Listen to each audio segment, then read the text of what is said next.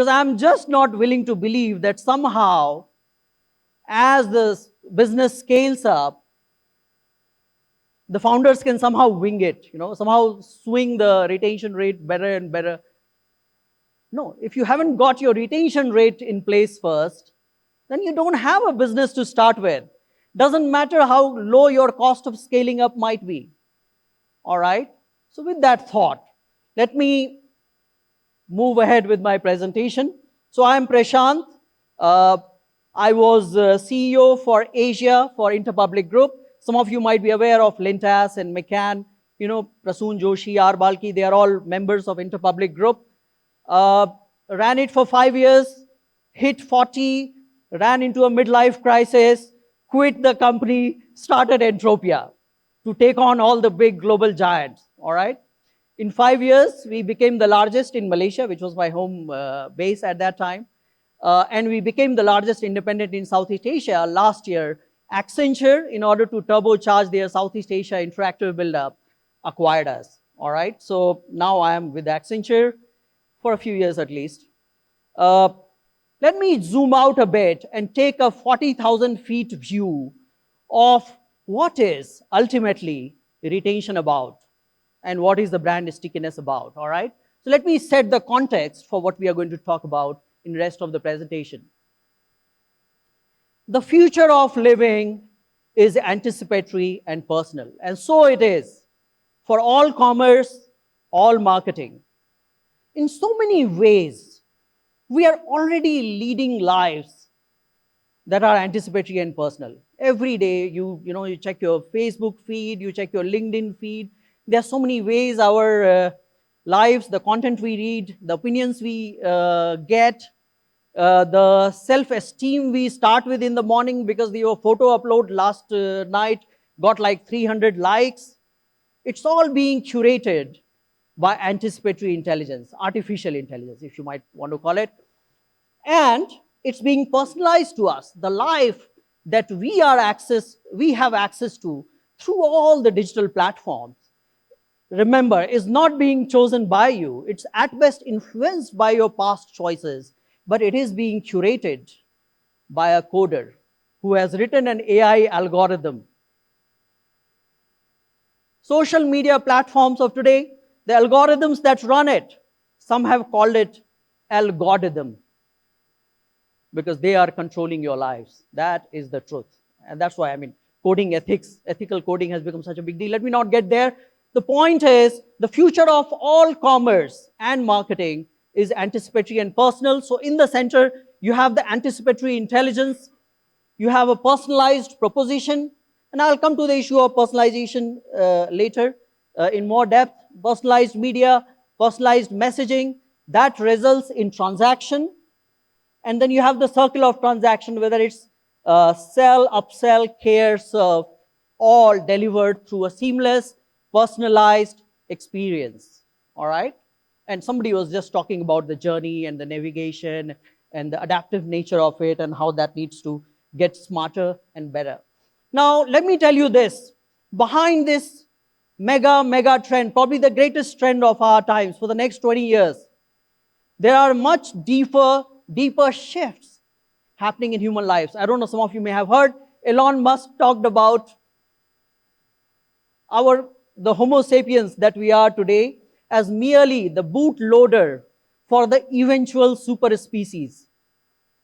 Bootloader is the software that sort of is the first code that kicks off once you switch on a computer.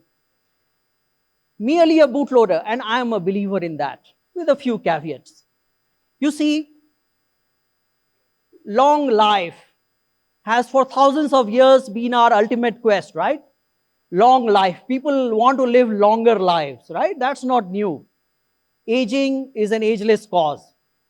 However, what you see in the last 20 years is people living more life per life. And it expresses in so many different ways. I'm sure many of you are aware of people, who first 15, 20 years of life followed a particular career and then they change their career to a different field and then they start a startup, then they change. That's one way to look at it, which is life as a series of S curves. Because It's just not fair to live the entire life as just one life. You know, in ancient Rome, let's go back to the ancient Rome, and sorry, I hope I'm not going distracting too far. You know, people started as students first in lyceums, then they became soldiers, and they roamed across the Roman Empire, fighting their battles, being parts of wars, staging their victories, and so on and so forth. Once they came back from those wars, they came back with a lot of money, the wealth that they had accumulated, whether they were paid or, you know, I mean, of course, wherever they staged victories, they got a lot of gold there. Then they became businessmen, all right? So they would live the next 15, 20 years of their lives as businessmen. And once they became successful businessmen, they would become senators. And at the end of in the last few years of their lives, they would become philosophers. So you went from students to soldiers to businessmen to senators to philosophers. That's life as a series of S-curves. But there's another dimension to how we live more life per life, which is in the same moment. This gentleman here, he is listening to me. He is also on his WhatsApp. And there are some of you who might be on your laptop trying to answer an email. 3 parallel attention states in the same moment. Active, proactive, and passive. Sorry, I'm not trying to... That is how life is these days, right? We are living more lives per life. More life in the same moment. Now, what it clearly does, it makes life really complex. How do you handle that complexity? Anticipatory and personal is the only way to live more life per life, because it will take out the mundane, banal aspects of where we need to use our brains so that we can do more things in the same moment. So you see the connection between this and humankind's endless quest to live more life per life. Longer, but also richer. So horizontally more and vertically more, all right? So this is no fad, or there is no retro trend coming. There is always a little recoil, but this is an unstoppable trend. Personal is the new premium. Now let me talk about 2 things here. Number 1, as many of you are aware, the demand chain is increasingly getting automated, and many of you are part of that automation. I think the audience in this room are very, very relevant to that conversation. Some of you may also be aware that supply chain is getting automated. Now, what happens when the entire supply chain is automated and the entire demand chain is automated, and they meet with each other in what economists would call a perfect market, right? When you have fully automated supply chain and fully automated demand chain meeting in a seamless, real-time interplay, you have a perfect market, which means nobody can make margins. Where will profits come from? Personal is the new premium. The information asymmetry that you can get at that cusp of demand chain and supply chain is where the only margins eventually will exist. And it's already happening in the most advanced businesses of the world. Just pick up any digital platform, global e-commerce stuff, and you will see that bulk of the margins are being made sheerly because of the information asymmetry, the data asymmetry that's being created. And that's why I say data is the new margin, personal is the new premium. The truth is, and that brings me to the second point, mass marketing itself, which has dominated last 150 years of business building, mass marketing itself may just be an anomaly in the history of humankind. Mass marketing is not natural. For 5,000 years, all marketing was personal, right? In village shops, people built things. They knew you. If you ordered, let's say, I want a picture, they knew what kind of picture you want. They would ask you a few questions. They'll make a picture just for you. Or you want to buy a jewelry, the jeweler will make it for you. You know, clothes used to be stitched. It was all very personal, right? Mass marketing is a very recent phenomenon if you think about it. And mass marketing came because of 2 key forces. Mass production, because you could produce at economy of scale at a very, very low cost, and mass media. Because mass media, you have one message and you show it to 1 billion people, that's super efficient, right? Your cost per contact is really, really low. But that has already changed. Because now, most of the media we consume is personal, micro-targeted, one-to-one, AI-mediated. Because more and more component of our living is mediated living rather than situated living, even more so because of the pandemic. All right? So, I won't say mass marketing is dead. I would say it is very clear that that is not the default. All right? Now, mass marketing pretends that people buy Mercedes-Benz for a particular reason. It will take that one reason, it will call it a USP, it will find its one segment, use that USP, related positioning, and then it will develop a message and it will broadcast it to the whole world, right? But people prefer a Mercedes-Benz, let's say, over a BMW or an Audi or whatever, for many different reasons.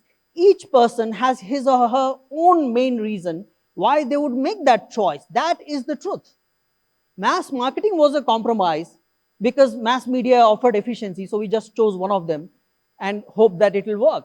So do I need to get into reasons? I mean, you all understand that, right? Somebody says, I believe people who own this car tend to be kind and generous, so there is a certain self-perception, a self-image involved.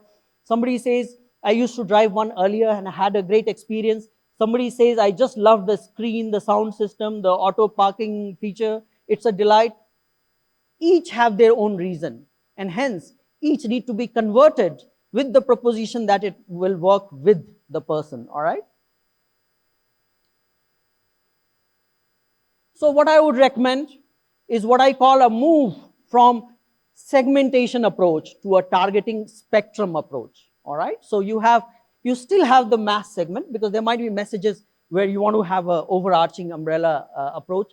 And then we are talking about mini segments. So think about segments of the size of 3 to 7% of your overall prospect set. And then you have the micro segments or segments of one where you have such granular data, all right? So the targeting spectrum is the new way, and how it's mixed and matched, there are no one rules for that because each category has its own outlay per transaction, cost per contact, margin expectations per transaction. So I will leave it to you to figure out for your specific categories. There is one more point I must make in this regard in terms of the trends in the last 20 years. The rise of the cult of the new. Newism is a cult. Risk premium on the new has become really, really low. Let me give you an example. And I'm sure you have seen photos of long queues in front of Apple stores when a new iPhone model comes and so on. But let me give you some other very, very big, surprising queues. 20 years back, you couldn't imagine having an IPO unless you had a track record of profits over several years, right? There's a certain sustainability. And then, I think 5-7 years back, there came a phase when, as long as you had great revenues and great growth, you didn't need to have a profit in order to have an extraordinary IPO, all right? And some of the greatest IPOs of the world happened in that mode. And then there was the IPO last year, I think in March, for Rivian. Rivian doesn't have any revenues. So we moved from a track record of returns to track record of revenues to an idea, a prototype. This is what I mean by the trend of newism, the cult of the new. And what it has done is, so what we are saying is there are millions and millions of people around the world who will go for a product, even if it's just a feature, even it should have been in the laboratory for several years before it should have seen the light of the day as a tested and tried and proven product. They will go for it simply because it's new, because the technology is exciting, because there's something breakthrough about it, because it says something to them about themselves, because it inspires them, it improves their self-image as a person who is in sync with the times. Think about Google. Google for several years, I remember between 2000 and 2005, they would always talk about windmills, Google windmills. I don't know, some of you are too young to remember that. As a dot-commer, I have very vivid memories of that, and we're all inspired. Google will change the world of energy, destroy all those oil and gas mafia. Google windmills. And then from 2006, roughly around there, they started talking about Google Glass. For several years, it was all about Google Glass. Was Google Glass a finished product? It was not. It was a product of the culture of betas propagated by the cult of the new. And I'm not saying it's bad. I'm saying people want to be a part of the larger technological disruption happening in this world. People feel inspired to be a part of that. And then, of course, when Google Glass sort of after a few years got nowhere, then they started talking about Google solving death. I still remember the Time magazine cover. Cult of the new. Do you see that? Bulk of the market cap on Wall Street and NASDAQ today is a premium on the new. Not necessarily proven and demonstrated. Now, in your businesses, what is important is how do you co-opt the newest? And this is the new shape of the diffusion curve. You can see it's heavily skewed towards the left. How do you co-opt the newest in being able to be a part of your innovation process? Be your partner, your collaborator, and further your businesses, all right? Now, just so that we do not forget to hit the road where it really matters, I thought it's nice to put a process that I feel the whole, I mean, people talk about micro-targeting. Micro-targeting is not new. 20 years back, I remember in a hotel in Bombay, Goldman Sachs speaking about micro-targeting being the holy grail of the digital age. Well, it still is. And you'll be amazed, at least in terms of marketing, how little it gets used. In terms of product, yes, but in terms of marketing, very little. And the main thing is, how do we keep personalization real? How do we keep it honest? How do we keep it hardworking so that it adds to the business, so we don't forget the reason why personalization matters? So you can see we start with diagnosing the micro barriers and their saliency.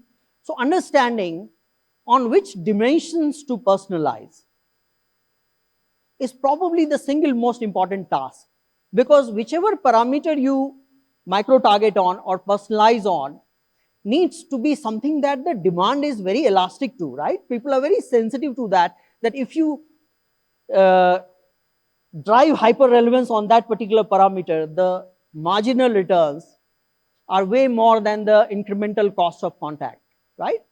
So that is why I talk about micro barriers, could be drivers as well, and their saliency, all right? That is very important. Once you have that, then against the chosen parameter, against the chosen micro barriers, you might want to develop what I call PSPs or CSPs. Market it's against USPs, which had dominated the marketing conversation for almost 7 decades, all right? So once you have those propositions well framed, because it's not important to know why people won't buy, why you will not buy something. It is also important to know how does my brand, my product address that barrier, right? And that is where the proposition comes into play. Then you have, of course, this is the architecting part, the practical part in terms of targeting. How do you then find the right kind of data, the anticipatory model. Now, sometimes you may not have the data that you actually want, in which case those barriers, then targeting those doesn't make any sense, right? Then those got to be dropped. And finally, how do you bring creativity, customized experiences that can really take the message to the people in a very, very interesting way? And finally, how do you distribute through media and while optimizing it in real time, all right? So, I mean, sometimes it might be real time, sometimes it might be with a bit of lag, but this is the broad way I see this being executed, all right? Now, clearly, as we talked about, one of the big drivers of why marketing remained mass for so long was the sheer cost per contact itself, right? Let's not forget, the principles we talk about in digital marketing today are not new really. In 70s, when direct marketing came, they talked about exactly the same language. Direct marketing is actually the grandfather of digital marketing today. So cost per contact becomes very important. So here is what I have tried to do is map. So there are two curves you see. This is the cost per view, the line on the top, the solid line, and the dotted line is margin per media dollar. And as you have more and more data, you move from anybody to somebody to a person to a prospect, from dumb data to target relevance to category relevance to a moment relevance. So here you are saying, well, I don't know anything about the guy, the inventory that I'm buying, and so it's just spray and pray, all right? Then you say, okay, I know that he can buy our product at least. I mean, let's say if you're selling Mercedes-Benz, you at least need to know that he's not driving the most basic car because, so at least he can buy our product, all right? Then you come to you have more data, you know that, okay, he's in the market to buy. There's a very high probability that he is in the market to buy. That's your purchase propensity. And finally, you may have the right moment when he has the right propensity towards the category, all right? And I think momentness is another huge trend that has really, really taken over the world. I will not get into that in too much depth, but so how we move from anybody to a prospect. Now let us have a look at how the cost dynamics change. And as you can see, the lines between the gap between the two curves first widens, which means your margins expand, but then they converge. Because as we apply more and more finer targeting data, it keeps getting more and more expensive. All right, so obviously beyond a point, the conversion rates are not growing so high as the cost per contact is growing. All right, so there is a sweet spot that you all must discover for your businesses. All right, so let me demonstrate it with an example, a little table. So imagine that there is a premium milk formula, all right, which does particularly great with pregnant women who have rashes, all right. So, well, you can go with women 18 plus, have a very low cost per view, but the sale per view is also extremely low. And these are just some examples, all right. I had to hide the real data. Media cost per sale is $10 and your margin per unit is 0, all right. Then you get finer, so you target moms. So cost per view goes up to 3 cents, but the sale per view also goes up. And finally, your margins go up to $4, right? Then you go to pregnant women, applying finer data, and your margins go up to $7. However, in this case, what you see is, if we start looking for pregnant women with rashes alone, with that kind of super sophisticated fine data, we may find that the cost per view goes up dramatically to 50 cents. But the sale per view only doubles to 10%. And the resultant margins actually fall rather than rise. So then you know that your third option is your optimal sweet spot. Now this is just an example. For each category, you may find that sweet spot on your own. But this is how typically it would work. It's important to keep in mind, all right? All right, now let's come to messaging. I think an inordinate amount of attention, and this is the mass media, mass marketing legacy mindset, it has been put on advertising and sometimes PR. The truth is, between people and the brand, there are 5 pipes of content running, all right? There is peer-to-peer content, there is influencer content, there is editorial content, there is experiential content, all kinds of experiences, and then there is advertising content. It is really a huge anomaly that today 80 to 90% of the marketing budgets, acquisition budgets, retention budgets tend to carry advertising content of one sort or the other. It could be an emailer which looks like, sounds like advertising, or PR, some of it. This clearly needs to be corrected, all right? Peer-to-peer content and influencer content have a huge role in retaining your customers. Because if your customer knows that a friend or a colleague also is using that product. It provides for a validation that can have an inordinate role in conversion. I believe that brands, my definition of brands is brands are networks. Brands don't live in people's mind. They live in the link between people and people. All right? Brands are networks of people with shared need states, affinities, and aspirations. The moment you start looking at brands like that, that means all acquisition is people suggesting other people to follow, or people following other people. And all market share loss is actually people following other people out of your brand. It is important that network dynamics is built into every retention and acquisition strategy. All right? How do you integrate peer-to-peer content and influencer content with sophisticated data into your retention dynamics is a challenge that has not been addressed enough, not been thought about enough. We do the lazy thing by just putting a nice advertising banner in our emailers, some literature here and there. I'm sure you can do more, all right? So, last, well, we are talking about Industry 4.0 technologies and how that will transform marketing. Well, I have been talking about marketing 4.0 quite a bit these days. This is an example of how IoTs, the rise of IoTs, will transform the centrality of data and the anticipatory and personal living that we spoke about. And you can see that ultimately all IoT, consumer B2C IoT, is an exchange, a value exchange between customer value and business value. All right? In terms of business value, it could be attract new customer segments, drive frequency, add occasions, drive outlay per transaction, raise functional equity, raise innovator equity, drive higher margins. And on the customer value side, it could mean convenience and simplicity, speed, efficiency, associated higher order problem solution, cost efficiency, relevance via personalization, and excitement self-image. And how people share their real-time behavioral data with brands who give them back those values in order for the business to benefit from that. All right? So, more about how we are only going deeper and deeper into anticipatory and personalized living. All right? So, well, I had been given about 30 minutes. As you can imagine, there is a lot more that we could talk about these.